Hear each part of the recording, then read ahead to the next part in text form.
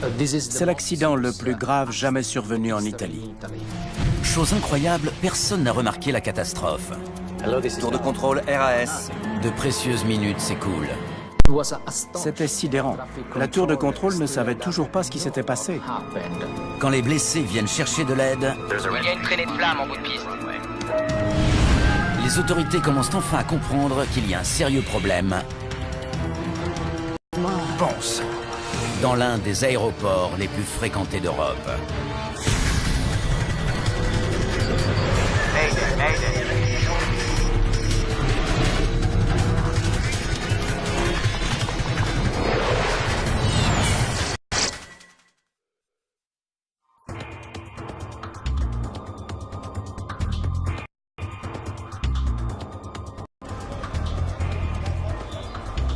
Milan.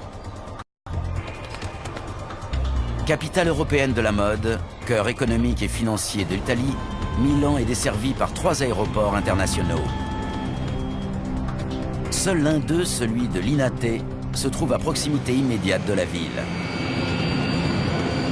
Chaque année, il accueille 9 millions de passagers pour des vols de courte distance en Europe. Alitalia 226 en vol, 05.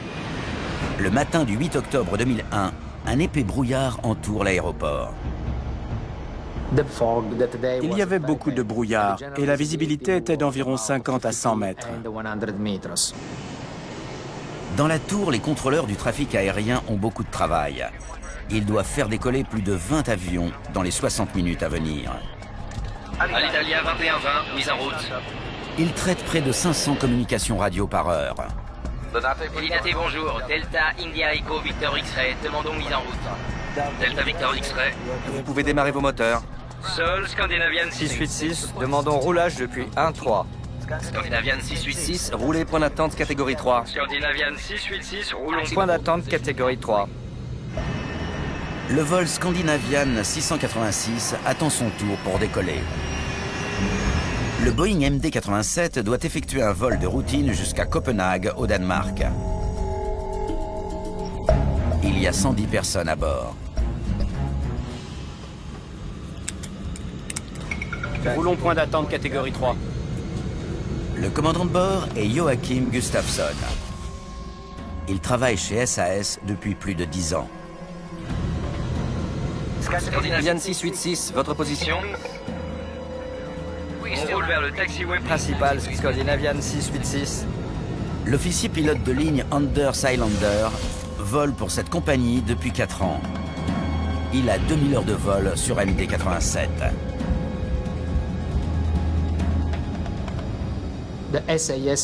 L'équipage de SAS était très expérimenté. On ne pouvait pas rêver de pilotes plus qualifiés. Avec l'épais brouillard qui recouvre l'aéroport, les pilotes n'ont presque pas de visibilité. Ils doivent s'en remettre entièrement aux instructions des contrôleurs aériens alors qu'ils cherchent leur chemin vers la piste. À Linate, il y a de nombreuses voies de circulation, une piste pour le trafic commercial et beaucoup de différents types d'avions. C'est donc un aéroport très chargé. Dominant la piste, les aiguilleurs du ciel ont normalement une bonne vue d'ensemble de l'aéroport. Mais pas aujourd'hui. R1 937, où êtes-vous? Entre 18 et Delta. Alors vous êtes presque devant la tour?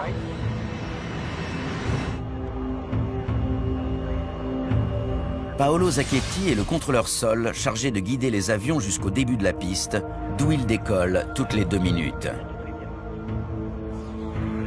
Roulez au nord via Roméo 5 et Rappelez-moi à la barre d'arrêt de la piste principale. Avec un brouillard aussi dense, il est débordé. Scandinavian 686. Votre position? On est sur le taxiway principal. On entre sur le taxiway principal Scandinavian 686. À 8h01, Paolo Zacchetti met le vol SAS 686 en liaison avec le contrôleur tour pour les dernières instructions de décollage. Tour, bonjour. Scandinavian 686 en attente pour la piste 36 droite. Scandinavian, alignez-vous et attendez piste 36 droite. Nous alignons et attendons. Le vol SAS doit patienter derrière d'autres avions qui décollent de la piste principale de l'INATE, la 36 droite. Alitalia 226, autorisé décollage, piste 36. Une faible visibilité ne pose pas de problème en vol. Mais en cas de brouillard au sol, les pilotes dépendent entièrement du contrôleur aérien. Delta Victor X-Ray. Votre position? Approchons Sierra 4. Roger. Maintenez barre d'arrêt, je vous rappelle. Données de décollage 57 tonnes, et c'est vérifié. Checklist terminée. Scandinavian 686, autorisé Décollage, piste 36. Après le décollage, transpondeur sur Ident. Une fois que l'avion qui le précède a décollé, le vol 686 peut commencer à s'élancer sur la piste longue de 2400 mètres. Nous roulons, Scandinavian 686.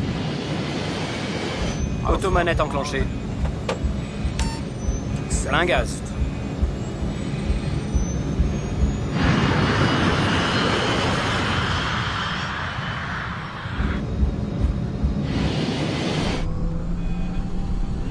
V1. À la vitesse de 140 nœuds, Rotation. les pilotes soulèvent l'avion du sol.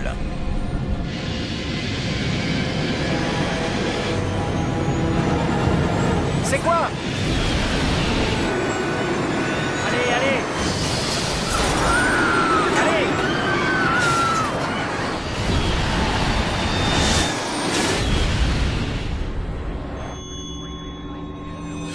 Une tragédie vient de frapper le vol 686. Mais dans la tour de contrôle, personne n'a rien remarqué à cause du brouillard. C'est incroyable. Ça s'est passé tout près et personne ne s'en est aperçu. Sur le tarmac, des équipes au sol ont entendu une série de déflagrations.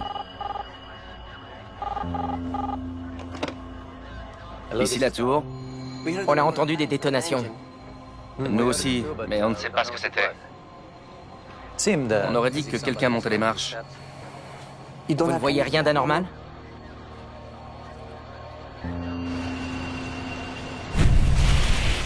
Un avion de ligne est en flammes depuis près d'une minute dans l'un des aéroports les plus fréquentés d'Europe.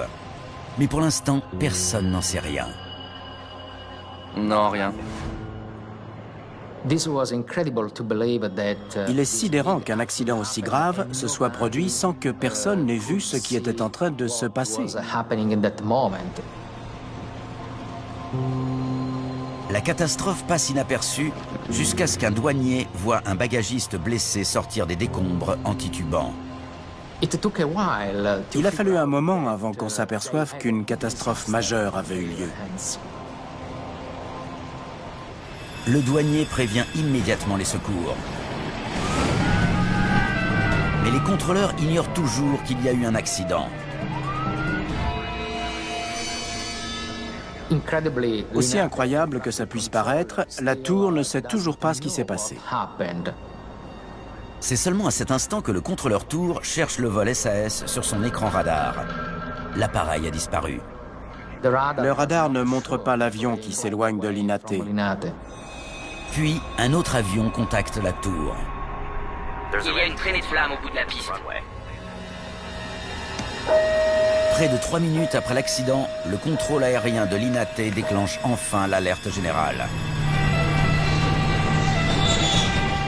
Tous les avions au départ sont cloués au sol et l'aéroport est fermé au trafic entrant.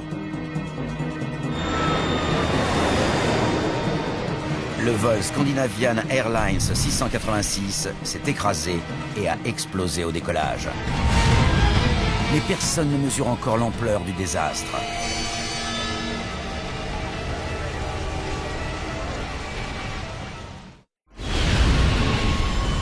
Un brasier alimenté par 10 tonnes de kérosène dévore un hangar de l'aéroport sur lequel le MD-87 s'est écrasé.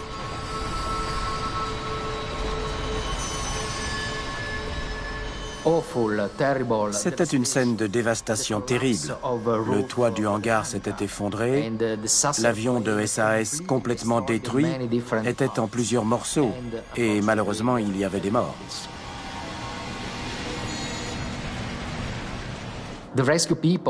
Les équipes de secours ont eu des difficultés à pénétrer dans le hangar de chargement pour sauver les victimes, parce que l'épave bloquait l'entrée.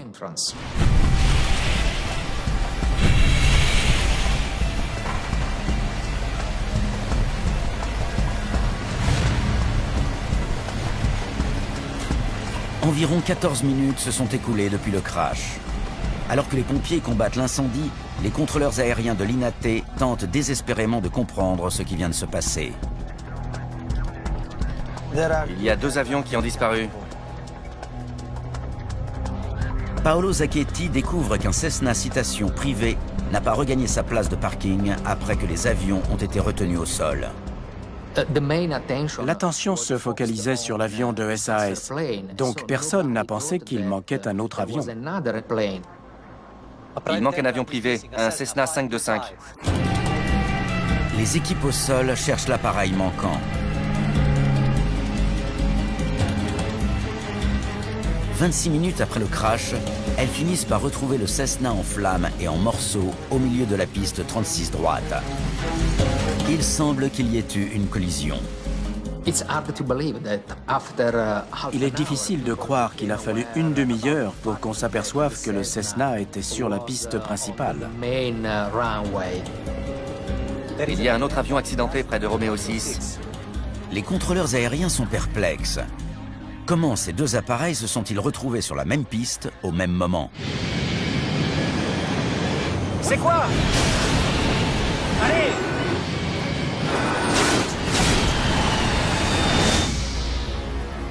Deux avions sont détruits. Un hangar est en ruine. Le bilan de la catastrophe est écrasant. Il est rapidement clair qu'aucun occupant des 2 avions n'a survécu.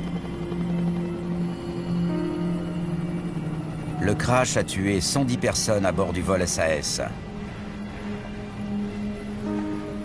Et 4 à bord du Cessna. 4 autres personnes ont péri dans le hangar qui s'est effondré, ce qui porte le nombre de morts à 118.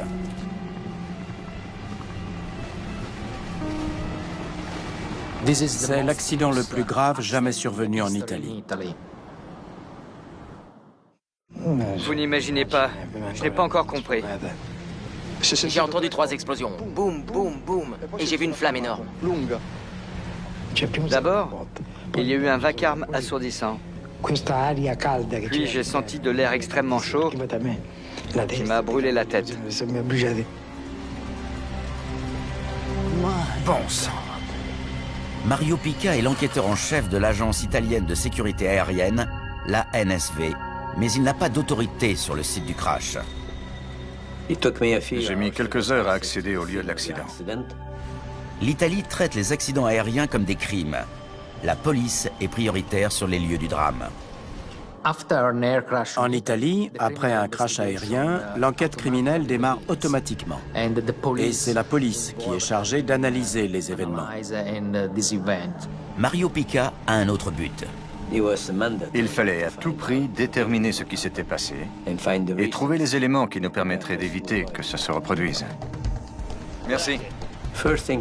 La première chose dont je me souviens, c'est d'avoir inspecté le hangar à bagages, où les pompiers déblayaient les décombres de l'avion pour chercher des corps et d'éventuels survivants.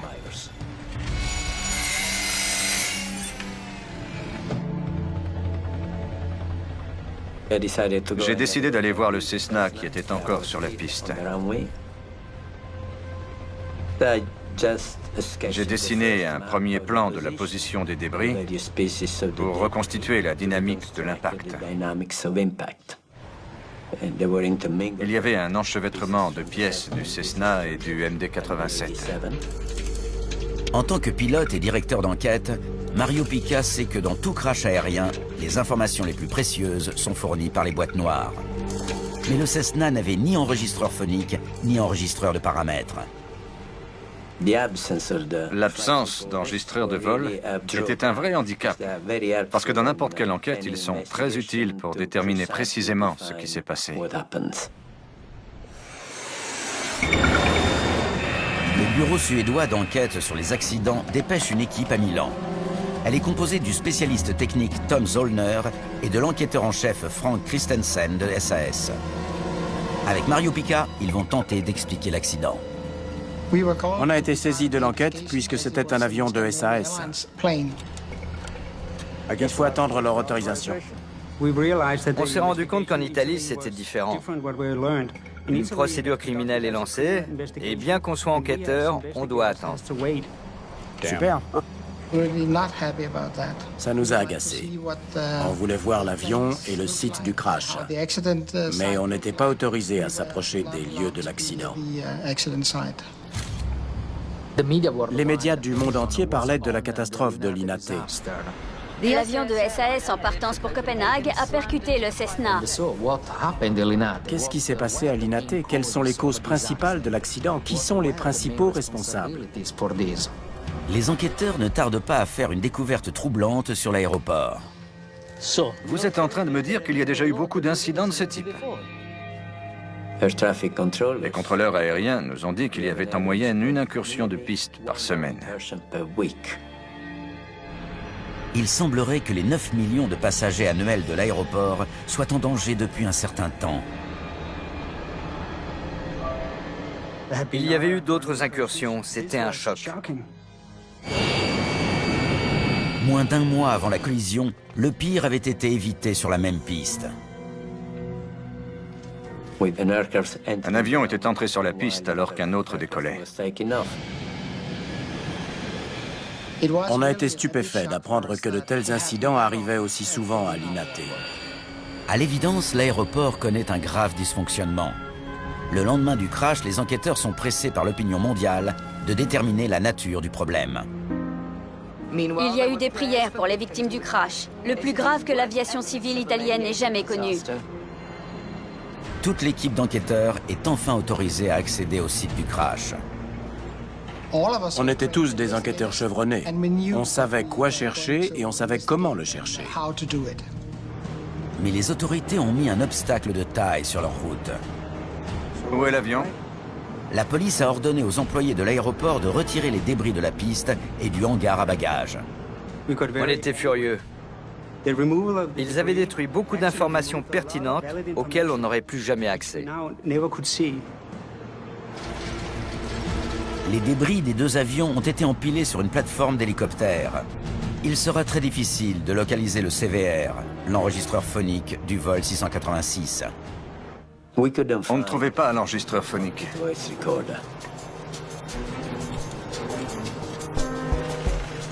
Il nous fallait le CVR pour vérifier si l'équipage avait vu venir la collision et pour savoir s'ils avaient fait les bons gestes pour tenter de l'éviter. On ne peut pas savoir ce qu'a fait l'équipage sans le CVR. Il fallait se renseigner sur l'autorisation de décollage et sur d'éventuelles erreurs des pilotes. Avaient-ils reçu une clairance de décollage ou pas? Voilà ce qu'on sait pour l'instant. Le MD-87, en mesurant la distance, on a su que le MD-87 roulait depuis une quarantaine de secondes et avait parcouru 1500 mètres quand il a heurté le Cessna. Il était clair que la collision s'était produite à l'intersection de la piste principale et d'un taxiway. Le MD-87 avait poursuivi sa course en déviant légèrement sur la droite avant de s'écraser sur le hangar à bagages. Ici. Selon les bulletins météo, la visibilité ne dépassait pas 50 mètres au moment de la collision. Vu l'épais brouillard qu'il y avait ce matin-là, il était évident que le facteur environnemental avait contribué à provoquer l'accident. V1, rotation.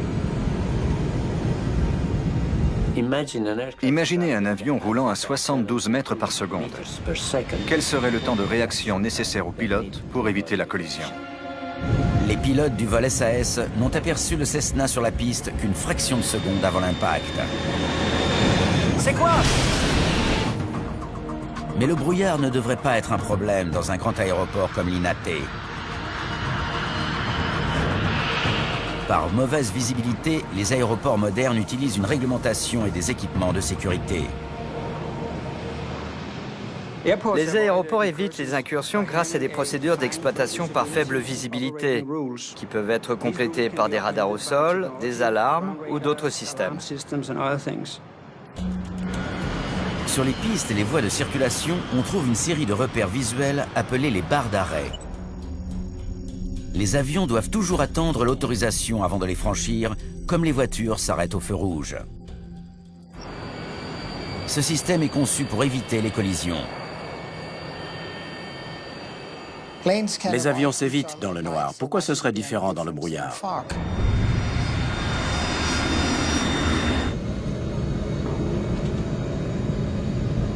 Il faut tout de suite explorer cette piste. Une idée m'est venue immédiatement. Les pilotes. Une éventuelle erreur des pilotes. Un des pilotes n'était pas où il était censé être. Les enquêteurs doivent déterminer lequel. Le pire accident aérien de l'histoire s'est produit dans des circonstances étrangement similaires. En 1977, sur l'île de Tenerife, 583 personnes ont péri quand deux Boeing 747 sont entrés en collision sur la piste à cause... Tout de suite, la suite. La vie passe vite et un accident peut arriver à tout moment. Alors découvrez comment la science pourrait vous sauver la vie. Nous allons vous dire ce qu'il faut faire et ne pas faire quand vous êtes en danger. Et nous verrons si vous avez ce qu'il faut pour survivre. Danger de mort, ce soir à 21h30 sur National Geographic Channel.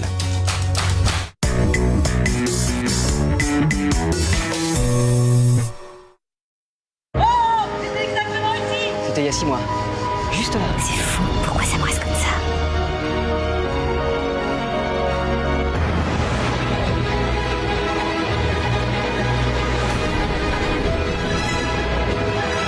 On se souvient toujours de la première fois où l'on a vu Renault Clio Estate. Renault Clio Estate, en ce moment à partir de 10 490 €. La générosité d'un break au prix d'une berline. Quick. Une onctueuse crème de brie fondue, de la mozzarella fondante. Une sauce piquante. La douceur du Very Sweet Cheese. Very Sweet Cheese. La force du Very Hot Chicken. Very Hot Chicken. Very Hot Chicken. Et Very Sweet Cheese. Osez les deux en ce moment chez Quick. Sou uma pessoa comum. Eu gosto de apreciar todos os momentos do meu dia. Eu valorizo meu tempo e, pensando na vida, me sinto confortável. É importante ter também um espaço para relaxar e me divertir à vontade sem preocupações.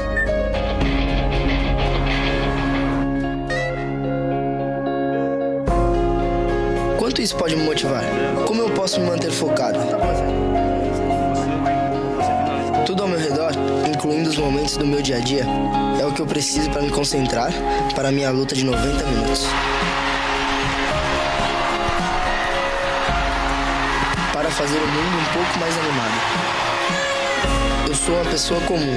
Eu amo meu dia a dia. A better life, a better world. Panasonic.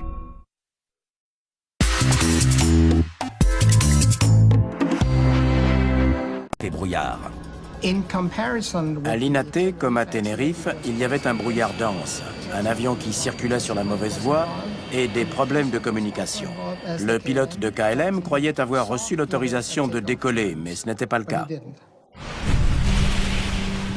Les enquêteurs se demandent si l'histoire ne vient pas de se répéter. Ils apprennent que le Cessna Citation flambant neuf s'était posé à Milan après avoir décollé d'Allemagne. L'équipage allemand s'apprêtait à emmener 2 passagers à Paris.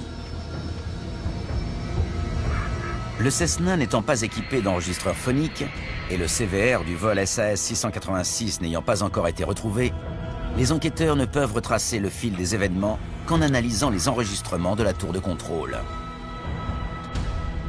On a dû écouter les enregistrements. On espérait qu'ils nous apprendraient ce qui avait été dit ce matin-là. Les enquêteurs se focalisent sur les conversations de Paolo Zacchetti avec le Cessna qui a pour indicatif Delta Victor X-Ray. Roulez au nord via Romeo 5 et rappelez-moi À la barre d'arrêt du prolongement de la piste principale.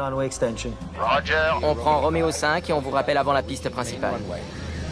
Le Cessna a reçu l'instruction de rouler vers le nord en empruntant la voie de circulation Romeo 5 afin de rejoindre une voie parallèle à la piste 36 droite. Cette trajectoire aurait dû le maintenir à l'écart de la piste. Mais au lieu de ça, il s'est retrouvé là. Les enquêteurs font une découverte glaçante. Le Cessna a roulé vers le sud et non vers le nord, comme il en avait reçu l'instruction. Il semble maintenant que les pilotes soient à l'origine de l'erreur qui a causé l'accident. On vous rappelle avant la piste principale. Les enregistrements le montrent clairement. Les pilotes du Cessna se sont trompés de chemin en roulant vers la piste. Le Cessna n'a pas suivi le taxiway Romeo 5, comme on le lui avait demandé. Il a emprunté le taxiway Romeo 6. Ceci soulève une question importante.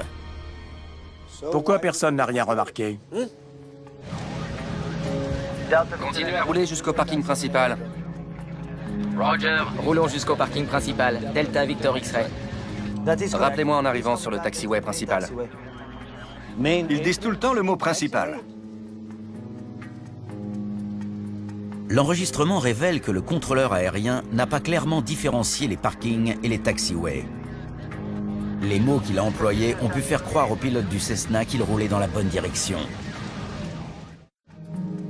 Un parking est une zone restrictive de l'aéroport où les avions stationnent pour être rechargés ou ravitaillés. Les taxiways sont des voies qui relient le parking à la piste. La communication entre la tour et les pilotes était confuse. Le mot principal revenait sans cesse. Piste principale, parking principal, taxiway principal. Rappelez-moi au taxiway principal. Mais l'aéroport de Linate a plusieurs parkings et plusieurs taxiways. Et aucun d'entre eux n'est désigné comme principal. C'était en dessous des standards acceptables. Repassez ça. Les enquêteurs entendent aussi une curieuse transmission du Cessna. Approchons Sierra 4. Je ne vois ça nulle part. Nulle part. J'ai été déconcerté en entendant le pilote évoquer un Sierra 4. Sur les cartes des contrôleurs, S4 n'apparaît nulle part. Les enquêteurs commencent à croire que l'erreur va au-delà d'une communication confuse entre le contrôleur et le Cessna. Approchons Sierra 4. Sierra 4. Je lui ai demandé où Sierra 4 se trouvait. Où est Sierra 4? Aucune idée. C'est simple. Il a avoué ne pas savoir où c'était. Mario Pica découvre que Paolo Zacchetti n'a jamais visité les taxiways lors de sa formation. Approchons Sierra 4. Delta Victor X-Ray. Roger. Maintenez barre d'arrêt. Je vous rappelle. Il n'avait aucun moyen de savoir où était Sierra 4. Le Cessna doit maintenant traverser la piste pour se rendre au parking. Il passe devant plusieurs signes lui indiquant qu'il approche d'une piste active.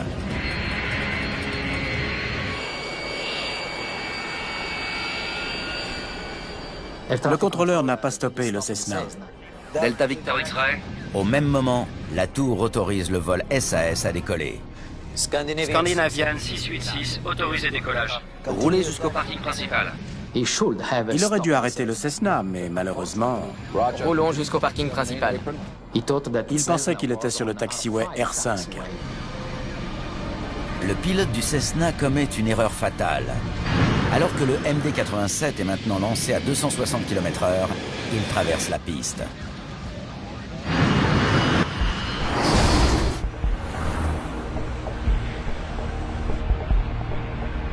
Les procédures de l'aéroport de Linate paraissent encore plus suspectes quand les enquêteurs apprennent que les mêmes erreurs ont été commises par un autre avion moins de 24 heures auparavant.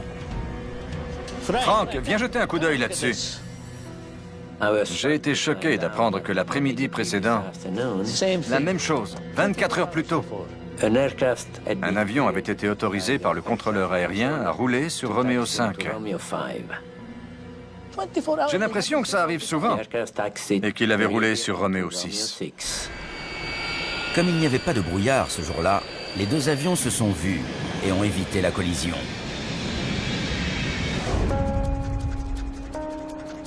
Les enquêteurs commencent à soupçonner que ce ne sont pas les pilotes, mais un problème inhérent à l'aéroport qui est à l'origine du crash et des fréquentes incursions de piste. Quand on a découvert que le pilote du Cessna s'était trompé de taxiway, on s'est d'abord demandé ce qu'il avait pu voir pour dévier à ce point de son chemin. Bon, c'est d'ici que le Cessna est parti. Filmez le parking. On est allé sur Romeo 6 et on a parcouru toute la longueur du taxiway. On voulait se mettre dans la peau du pilote pour comprendre ses actions.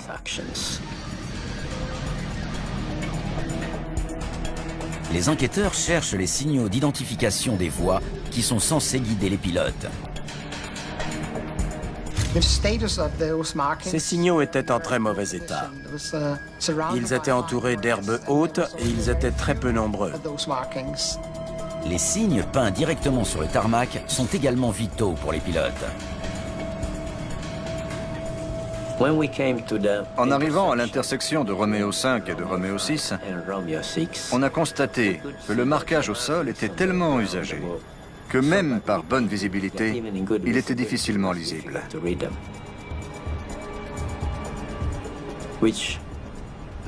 Ce qui nous a fait comprendre que pour un pilote qui n'était pas un habitué des lieux, il n'était pas évident de faire la différence entre Romeo 5 et Romeo 6. Le marquage au sol à moitié effacé explique pourquoi le Cessna a tourné à droite au lieu de tourner à gauche pour éviter la piste. Les enquêteurs découvrent aussi pourquoi le pilote du Cessna a parlé de la position inconnue Sierra 4. Approchons Sierra 4. Il y a un Sierra 4, mais il n'est pas sur la carte. L'inscription Sierra 4 était sur le taxiway Romeo 6 qui menait à la piste, mais elle ne figurait sur aucune carte officielle. Approchons Sierra 4. Delta Victor X-Ray, Roger. Si le contrôleur avait su où était Sierra 4, il aurait compris que le Cessna suivait la mauvaise direction et qu'il s'approchait de la piste.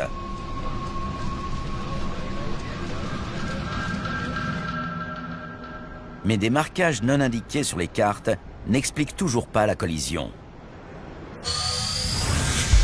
Comme tous les aéroports modernes, l'INATE est équipé d'alarmes à détecteur de mouvement pour prévenir les incursions de piste. En dernier recours, il y avait l'alarme acoustique. On s'est demandé pourquoi elle n'avait pas sonné.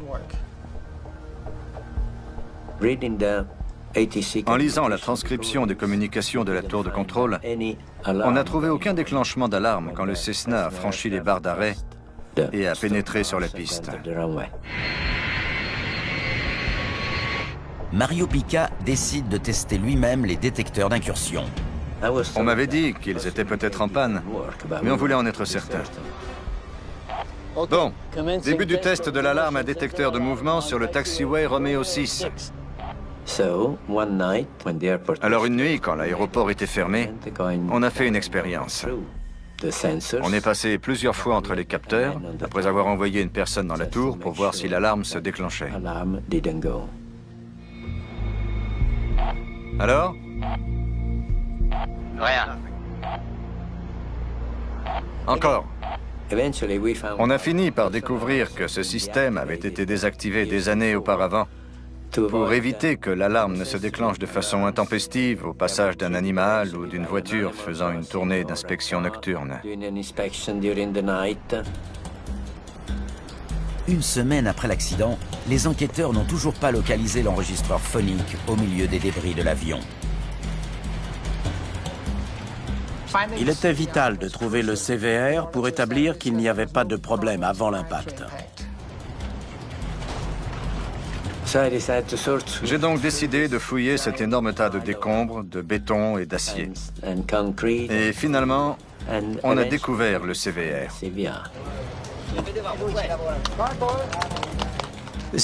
On l'a fait analyser soigneusement pour savoir ce qui avait été dit à bord et quelles procédures avaient été suivies.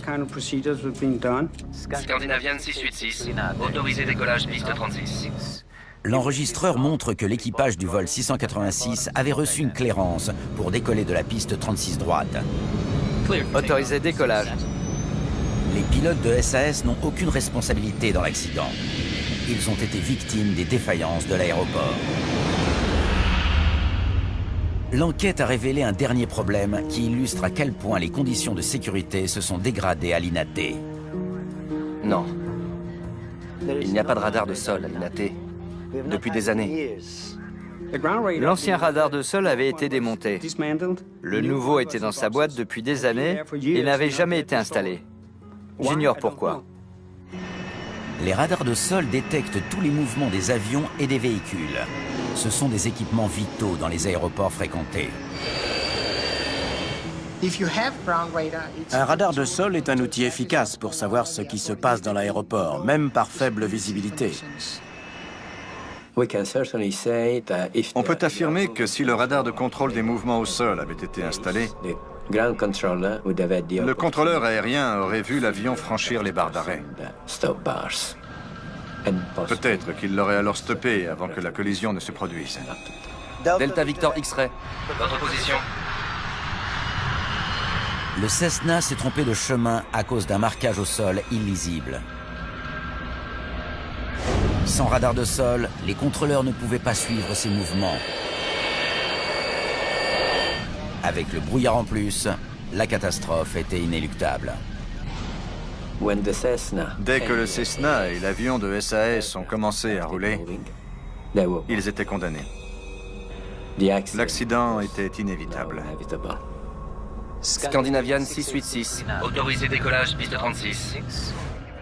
Delta Victor X-Ray, roulez jusqu'au parking principal. Nous roulons, Scandinavian 686. Roulons jusqu'au parking principal. V1.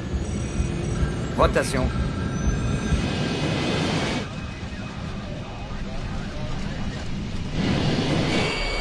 C'est quoi? L'enregistreur phonique donne aux enquêteurs une image détaillée de ce qui s'est passé au moment de l'impact.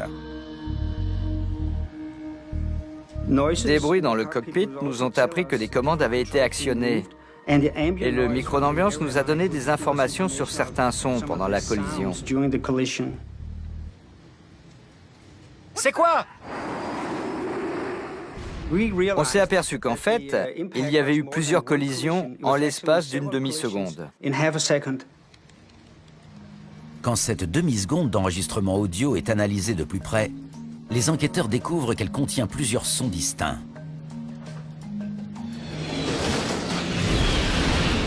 On a superposé ces données avec un schéma de l'avion montrant la propagation du son. De cette manière, on a pu établir qu'il y avait eu plusieurs points d'impact lors de la collision. Ce travail minutieux aide les enquêteurs à mieux comprendre comment les deux avions se sont heurtés sur la piste. Le MD-87 a d'abord heurté le Cessna avec son train avant, au niveau du stabilisateur. Une fraction de seconde plus tard, son train principal gauche a percuté l'extérieur de l'aile droite du Cessna. Le choc le plus violent a eu lieu quand le train principal droit du MD-87 a traversé la cabine du Cessna. Les enquêteurs ont conclu que le MD-87 a perdu son moteur droit après l'impact. Il lui était quasiment impossible de quitter le sol. Mais par miracle, les pilotes ont presque réussi l'exploit de le faire voler. Allez! Après la collision, le MD-87 a décollé. D'après l'enregistreur de paramètres, il a volé près de 9 secondes. Le commandant de bord a tenté un décollage héroïque.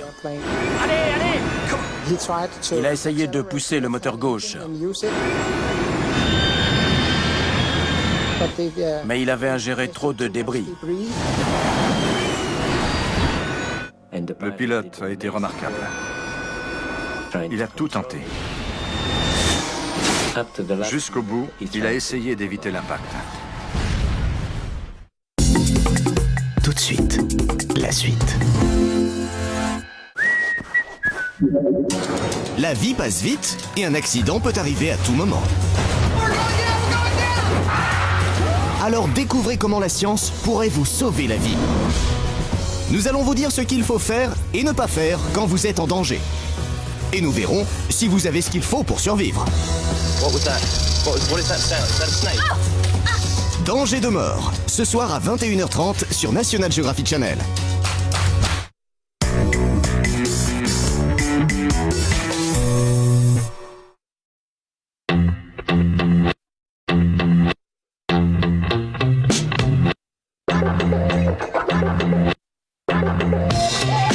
Progressive Thinking has created a tablet like never before.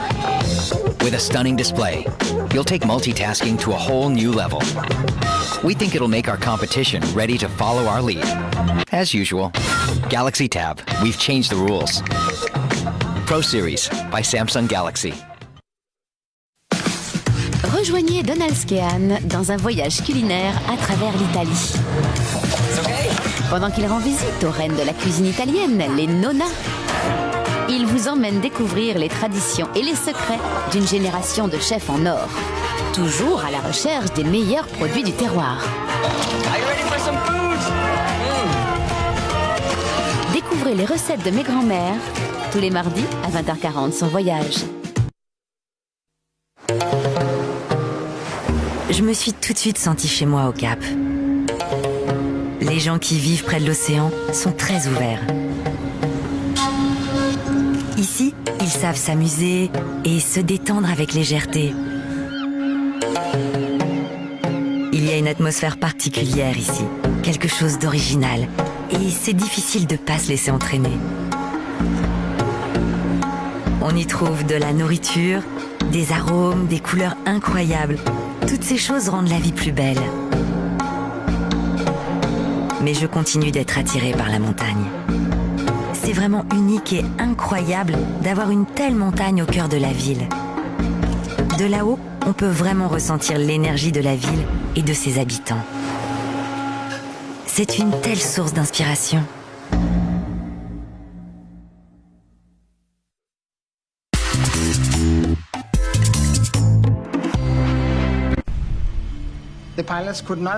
Les pilotes ne pouvaient rien faire parce que l'avion roulait trop vite. Un avion de cette taille ne peut pas s'arrêter en un clin d'œil. C'est impossible. Je crois que les équipages des deux avions pensaient avoir tout fait correctement jusqu'au moment de l'impact.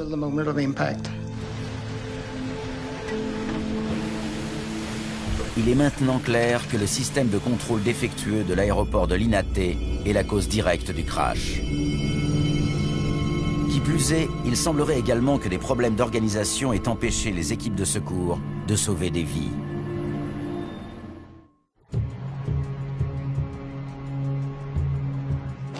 Merci. Combien de temps s'est écoulé avant que l'alerte ne soit donnée? L'enquête commence à révéler comment les défaillances de l'aéroport ont conduit à une situation critique. Rappelez-moi au taxiway principal. Plus grave encore. Ici la tour. L'épave du Cessna n'a été trouvée que 25 minutes après l'accident. Le temps que les pompiers arrivent sur place, tous les occupants étaient morts. Les autopsies confirment que 3 des occupants du Cessna avaient de fortes concentrations de particules de fumée dans les poumons. Ils vivaient encore après l'impact avec le MD-87. Ils ont brûlé vifs. Le Cessna a brûlé pendant plus de 20 minutes. Si les secours étaient arrivés plus tôt, les 2 pilotes du Cessna auraient certainement survécu à l'accident.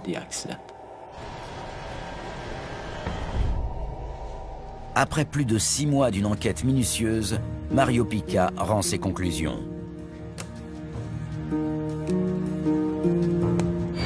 Bien qu'il désigne l'incursion de piste comme la cause directe de l'accident, il ne rejette pas toute la faute sur le pilote du Cessna.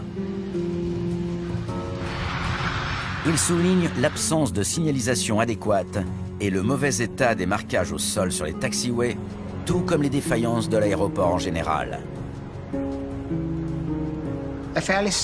Un aéroport aussi simple que celui de l'INATE, qui n'a qu'une piste principale, devrait être facile à recouvrir de signaux et de marquages.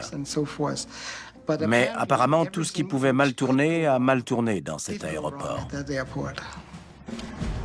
Delta Victor X-Ray, roulez au nord via Romeo 5 et rappelez à la barre d'arrêt de la piste principale.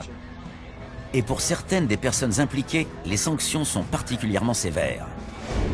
Le contrôleur sol Paolo Zacchetti, ainsi que de hauts responsables des agences supervisant l'INATE, écopent de peine de prison. Ce jugement déclenche une vive polémique. Une erreur humaine peut-elle être considérée comme un acte criminel? Je considère le contrôleur au sol comme la 119e victime de cette affaire.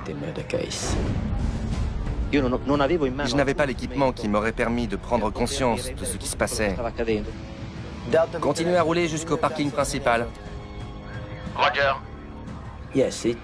C'est vrai qu'il a fait une erreur, mais c'est le résultat d'un système qui a échoué. Après cette catastrophe, l'aéroport de l'INATE a subi des transformations majeures destinées à améliorer la sécurité. Un radar de sol a été installé. Certains signes et marquages au sol ont été repeints. Maintenant, les alarmes d'incursion fonctionnent. Alitalia 212, vous traversez une piste active. Maintenez position. Alitalia 212. La principale leçon à tirer de cet accident, selon moi, c'est qu'on a tendance à s'habituer aux défaillances. Il n'y a aucun radar de sol. On accepte des conditions latentes, on s'habitue à un système qui ne fonctionne pas, et avec le temps, on finit par le rendre de plus en plus dangereux. Un aéroport, c'est très compliqué. Il y a des véhicules, des avions, des chariots à bagages, des chariots de fret, toutes sortes d'activités qui se déroulent simultanément. Tout cela exige un niveau de sécurité très élevé. Les réformes introduites après la collision survenue sur la piste 36 droite ont considérablement réduit les risques